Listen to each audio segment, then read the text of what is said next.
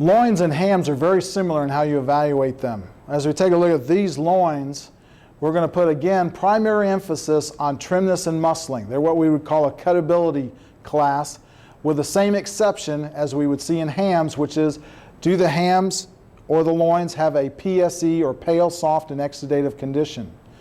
As we look at, first of all, the primary things that we look at in evaluating a pork loin class, we'll look at muscling and trimness. Again, as I teach students, you look at trimness first and then evaluate muscling. And those that are generally close in trimness, you place on muscling. As you look at loins, again, you're going to look at trimness, and we have two windows to look at, again, in these cuts. We have over the loin eye, and then we have over the sirloin ends. Also, we have another window that we look at in pork carcasses, and that is the back fat. That's the fat along the back of the cut. And you can see the thickness from one end of the cut to the other as you go from the loin end to the sirloin ends, and you evaluate that.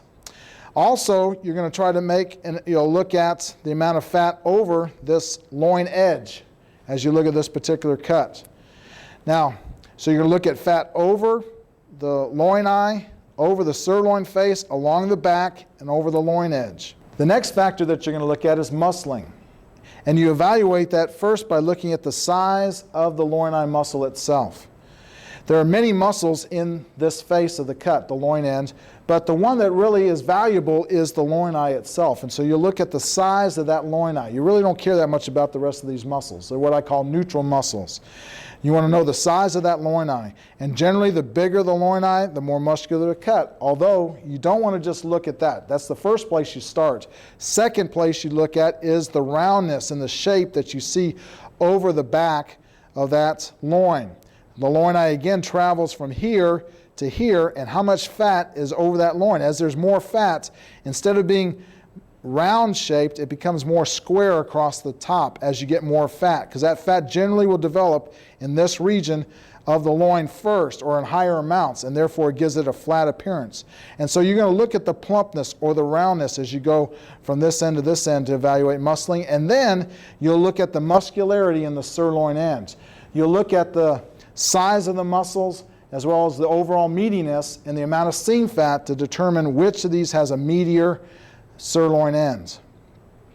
Now, we did talk about quality. One issue in quality, again, that's very important to consider is if it's PSE.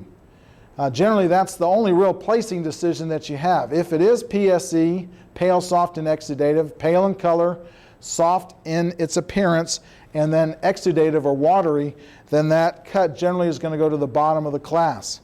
For reasons and for questions, you're going to want to make notes and talk about the color and firmness, because color and firmness is the most important factor in pork, at least at this point.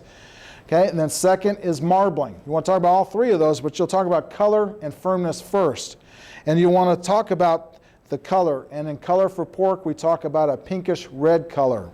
Also the softness, which one is a firmer appearing, and then the amount of marbling that you see in the rib eye or loin eye itself.